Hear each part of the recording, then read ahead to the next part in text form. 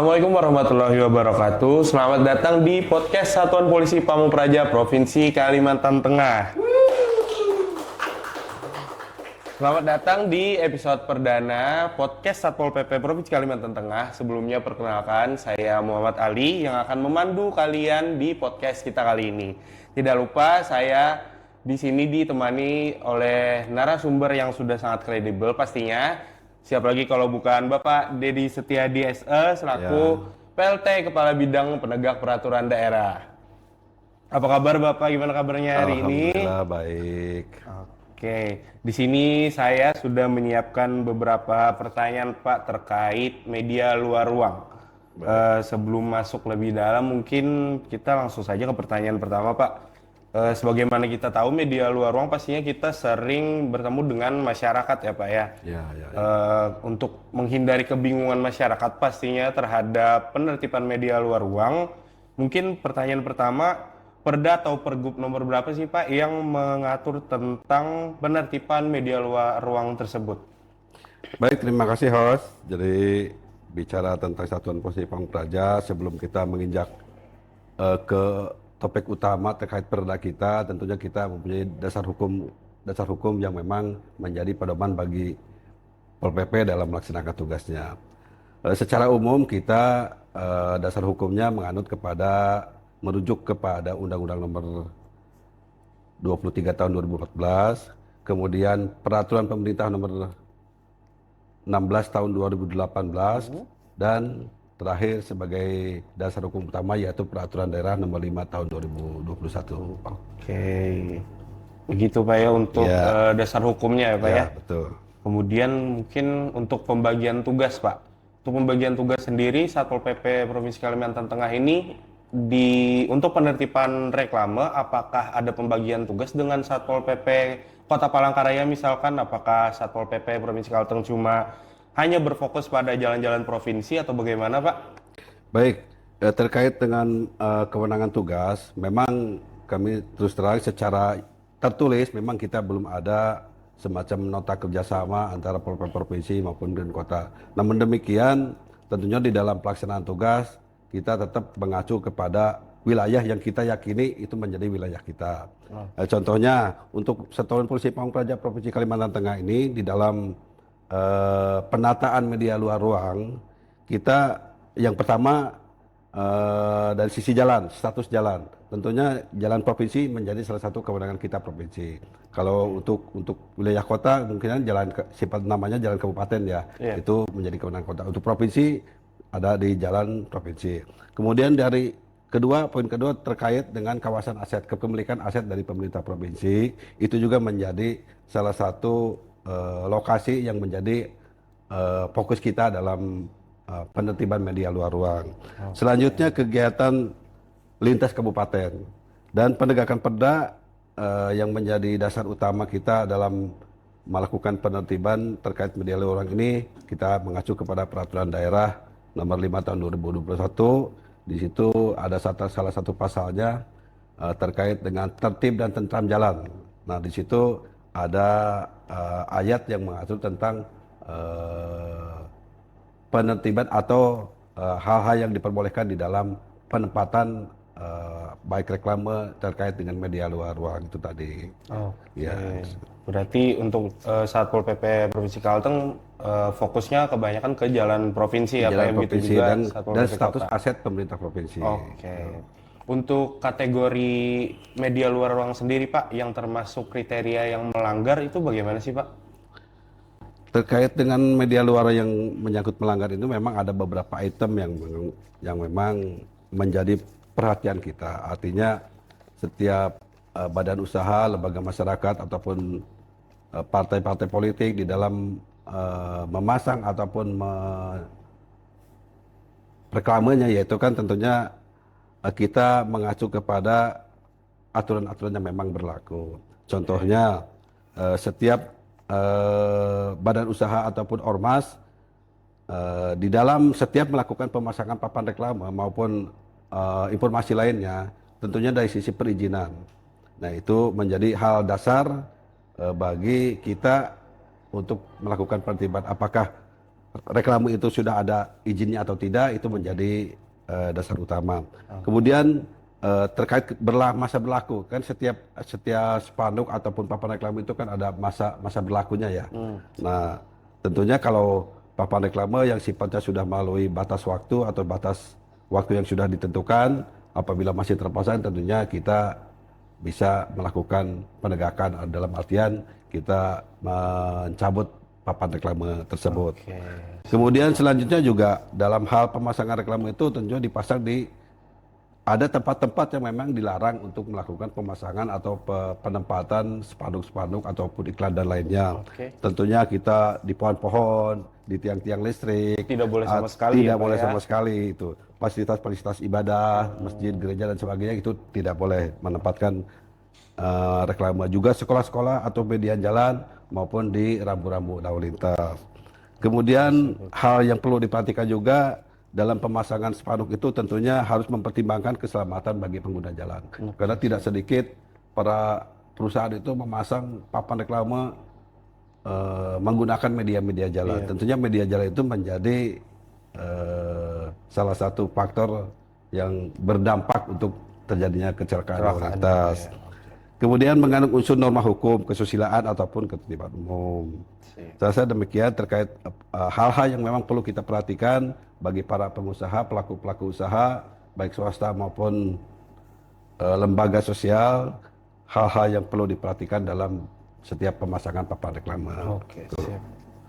Oke, dan untuk penertiban sendiri Pak, untuk kita ke lapangan, Satpol PP ke lapangan untuk menertibkan media luar ruang ini, pastinya diperlukan SOP kan ya Pak ya? Ya. Kira-kira SOP sebelum pembongkaran paksa itu gimana kira-kira ya Pak?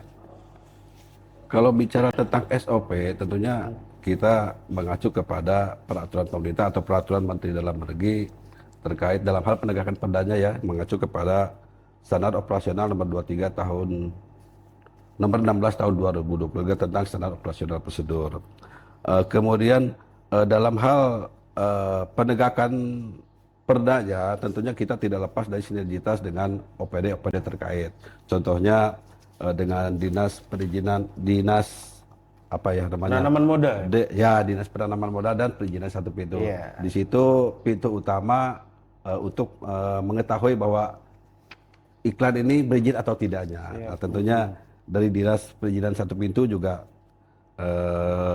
mempunyai peranan yang penting karena disitulah langkah awal perusahaan itu ataupun media masyarakat lainnya bisa memasang ataupun tidak terkait dengan media luar ruang ini. Kemudian dari dinas Bapenda juga selaku lembaga yang memang menampung hasil-hasil pendapatan daerah ini khususnya terkait dengan pajak karena setiap reklame itu kan harus ada pajaknya sebagai bentuk partisipasi terhadap peningkatan PAD kita. Kemudian Dinas Perhubungan juga itu salah satu OPD yang memang mempunyai tugas dan fungsi dalam hal tata ruang. Jadi tata ruang itu ada di bawah Dinas PUPR. Kemudian Dinas Perhubungan juga sama terkait keselamatan lalu lintasnya. Kecamatan serta kelurahan juga cukup mempunyai peranan yang penting terkait dengan kondisi atau pendataan di wilayahnya dan wilayah masing-masing. Terus itu beberapa OPD-OPD terkait yang bersentuhan langsung lah terkait dengan upaya penertiban media luar ruang. Berarti sangat penting ya Pak ya koordinasi antar OPD sendiri tentu, Pak ya? Tentu sangat-sangat penting sekali. Di SOP penertiban tersebut Pak setelah pembongkaran ya Pak ya, pengambilan spanduk atau baleho, material reklame yang sudah kita bawa itu dipindahkan kemana Pak? Apakah dibawa ke kantor atau ternyata bisa diambil lagi oleh yang punya spanduk atau baleho tersebut Pak? Baik, terkait pengaman itu namanya barang bukti ya. Nah, itu terkait namanya barang bukti. Jadi tentunya namanya barang bukti ini kita kategorikan beberapa golongan gitu ya. Ada barang bukti yang sifatnya barang yang sifatnya tahan lama.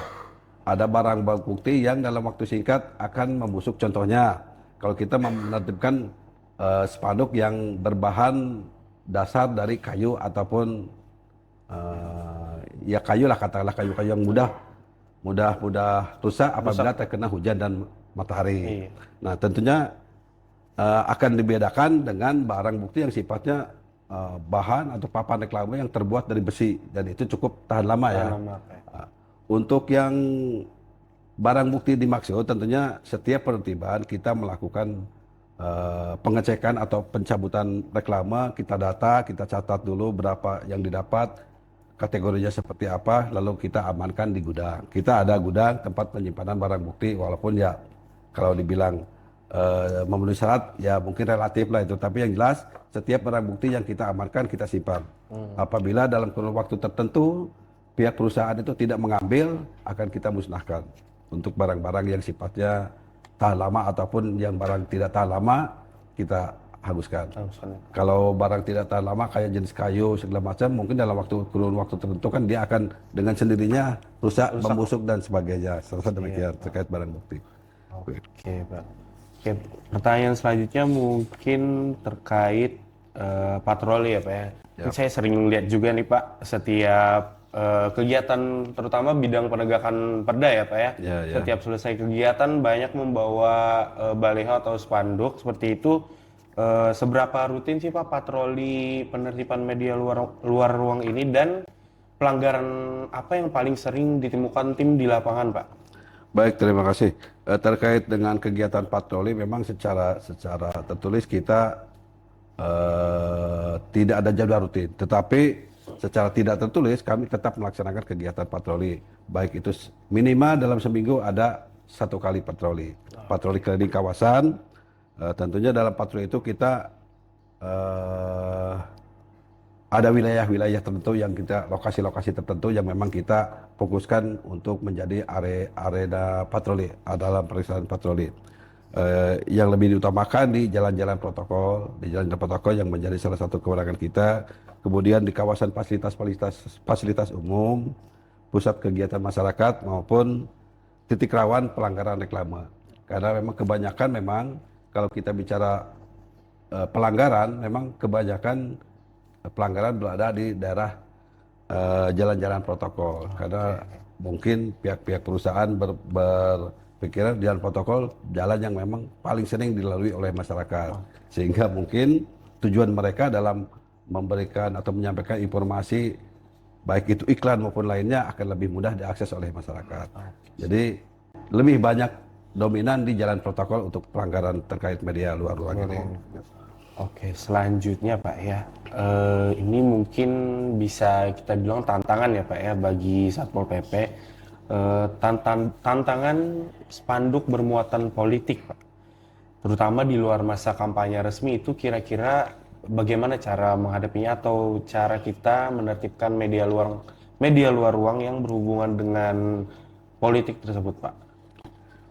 Kalau kita bicara tentang media luar yang menyangkut dengan partai-partai politik, tentunya kita ada perlakuan khusus juga. Artinya begini, karena media luar ruang yang menyangkut dengan partai politik kan waktunya hanya musiman lah sifatnya ya, musiman. Tentunya mungkin akan bertebaran kalau ada event-event tertentu, misalkan menyangkut kegiatan partai politik dimaksud, misalkan ulang tahun partai ini, ulang tahun partai itu, biasanya di situ media luar ruang akan banyak.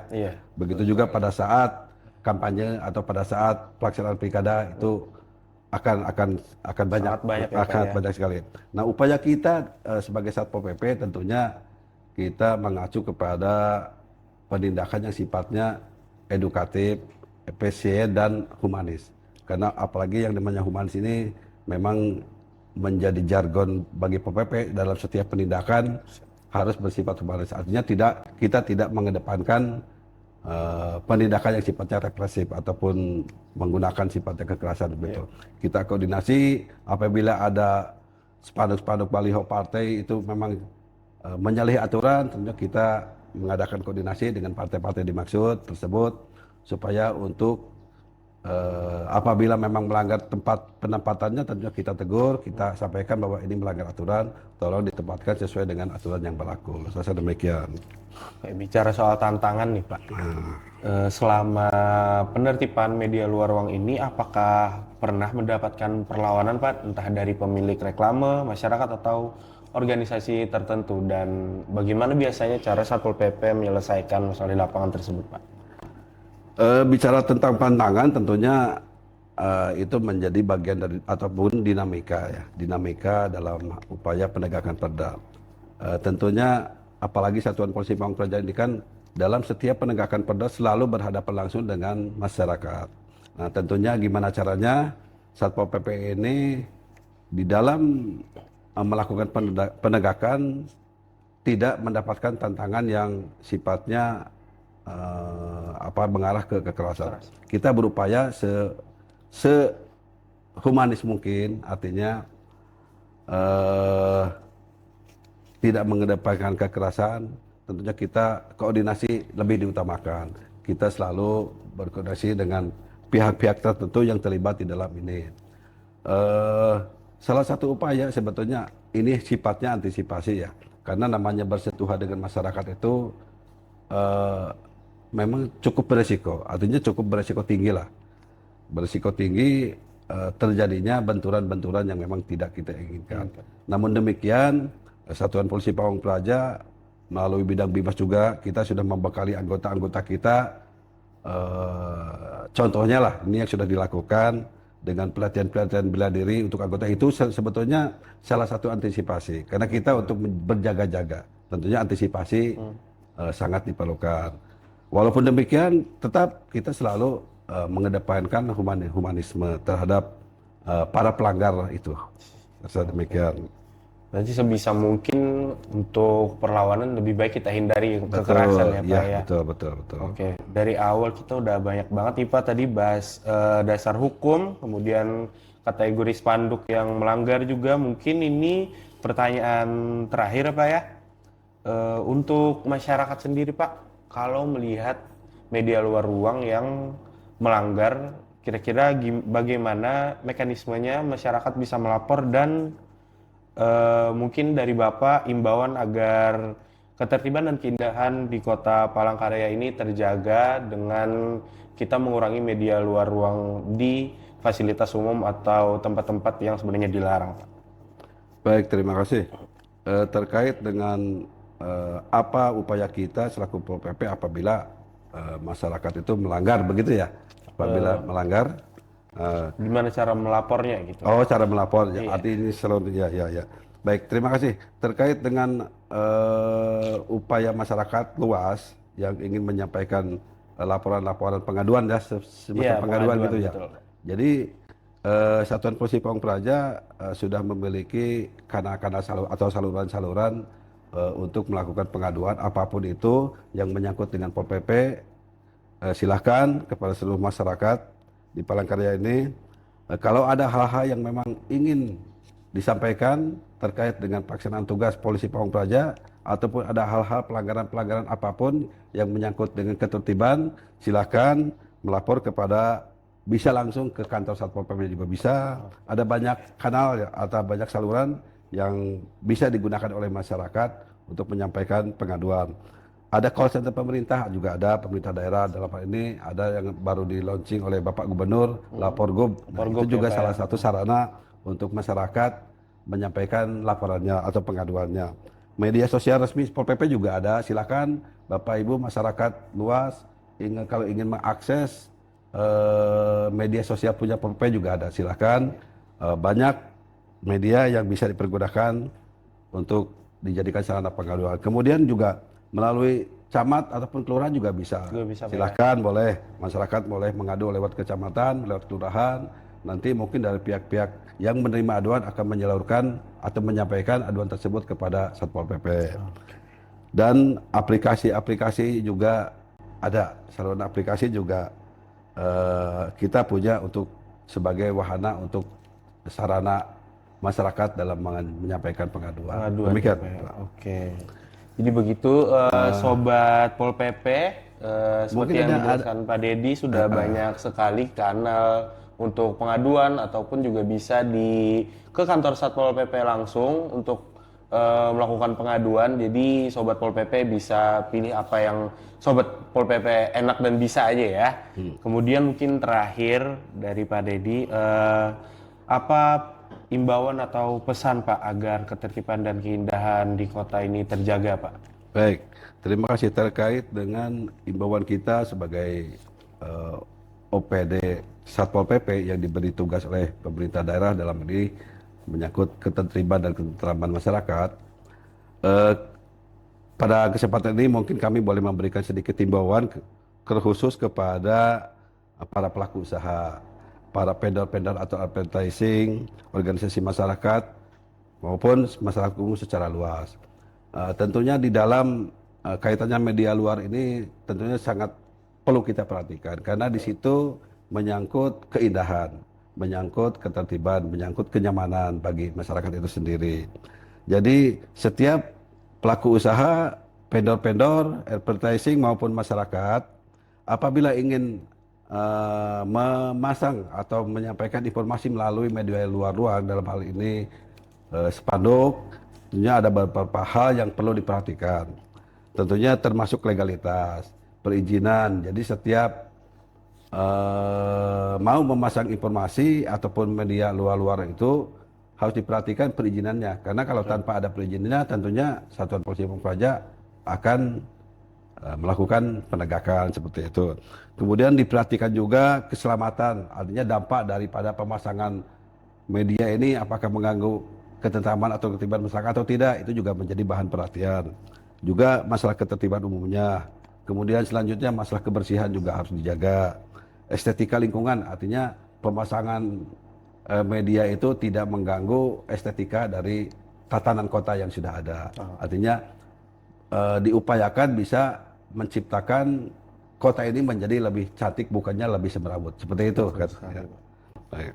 Oke, begitu kira-kira Sobat Pol PP, kalian bisa dengar sendiri tadi dari Pak Dedi, untuk menjaga keindahan kota sendiri perlunya peran bukan cuma dari Satpol PP tapi juga dari kalangan masyarakat, pelaku usaha yang mana kalau ingin memasang media luar ruang pastinya perlu izin dan juga mempunyai alurnya sendiri, jadi tidak bisa dipasang sembarangan. Oke, akhirnya kita sudah ada di penghujung acara Pak. Banyak sekali yang sudah kita bahas. Kalau kita bahas secara detail semuanya kayaknya bakal makan waktu sangat lama ya Pak ya. Semoga jawaban tadi bisa membantu teman-teman semua dalam untuk episode ini, khususnya dalam pembahasan media luar ruang. Kemudian mungkin itu saja dari saya dan Pak Dedi Setiadi. Terima kasih Pak atas waktu dan jawabannya. Semoga nanti bisa ngobrol lagi di episode lain dengan pembahasan yang lebih seru pastinya ya Pak ya. Itu saja dari saya dan Pak Dedi Setiadi selaku PLT Kepala Bidang Penegakan Peraturan Daerah. Terima kasih, sampai jumpa lagi di lain episode. Salam Praja Wibawa.